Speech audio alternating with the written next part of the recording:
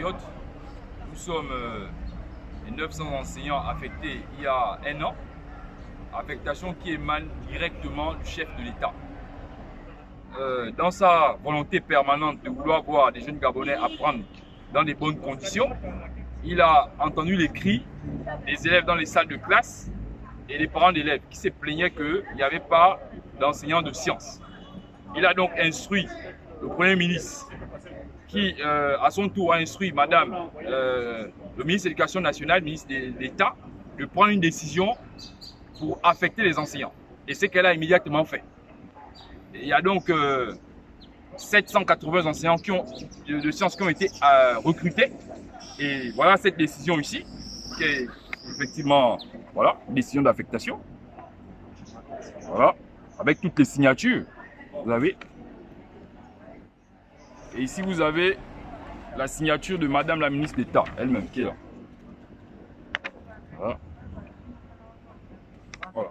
Et vous vous souvenez que durant ces deux sorties récentes, elle en a parlé, durant les 100 jours du gouvernement et pendant ces chaleureux vœux de rentrée scolaire. Elle a clairement dit qu'il y a 780 enseignants qui ont été recrutés et qui réduisent le déficit de 59%. Ce qui est une réalité parce que dans les salles de classe, nous travaillons. Nous avons d'ailleurs corrigé les examens l'année dernière, le BPC et le bac. Alors il se trouve qu'un an après, environ 300 professeurs de maths ne sont toujours pas payés, donc n'ont toujours pas de pré-salaire. Nous sommes donc venus au niveau du ministère régulièrement, nous avons fait plusieurs tours. Elle nous a expliqué au ministère que le problème se situe au niveau de la solde.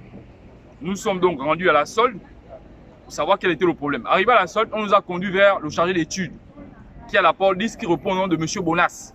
Nous avons rencontré ce monsieur et nous avons demandé pourquoi un an après, nous n'avons toujours pas de pré-salaire. Et il nous a dit clairement ceci, que nous avons des profils qui, selon lui, ne lui permet pas de nous mettre en pré-salaire, ne nous permet pas de nous donner les pré-salaires. C'est ce que ce monsieur nous a dit. Et nous avons dit comment ça? C'est quand même étonnant parce que ceux qui sont ici ont des bacs scientifiques, des bacs C, des bacs D, et en plus d'avoir des licences et des masters dans des domaines où des mathématiques sont appliquées. Et nous sommes sur une décision d'affectation quand même qui émane d'un ministre. Et les inspecteurs ont fait un travail. Comment vous pouvez nous dire qu'on ne peut pas enseigner? Il nous a clairement dit qu'on ne peut pas enseigner les maths. Alors nous lui avons posé la question que quels étaient ces profils qui ne peuvent pas enseigner. Il nous a cité les profils. Et qu'est-ce que nous avons fait? Nous avons passé en revue tous ceux qui ont déjà à qui il a donné les pré-salaires. Et nous nous sommes rendus compte qu'il y a ceux qui ont les mêmes profils que nous, à qui il a donné les pré-salaires. Et c'est que nous ne comprenons pas. Donc il fait une pré-salaire il donne les pré-salaires à deux vitesses. Les gens qui ont les mêmes pré-salaires que nous, ils donnent les pré-salaires et à qui ils ne donnent pas. Donc nous leur avons demandé, mais comment se fait-il que quelqu'un avec qui vous avez été dans la même université, vous avez fait la même filière, vous donnez le pré-salaire et d'autres vous ne donnez pas. Il nous a clairement dit que ça ne passait pas, il ne donnait pas les pré-salaires. Mais nous avons encore assisté à une situation beaucoup plus gênante à la solde dans le bureau de ce monsieur appelé M. Bonas, qui est à la police, où il nous demandait les relevés des notes.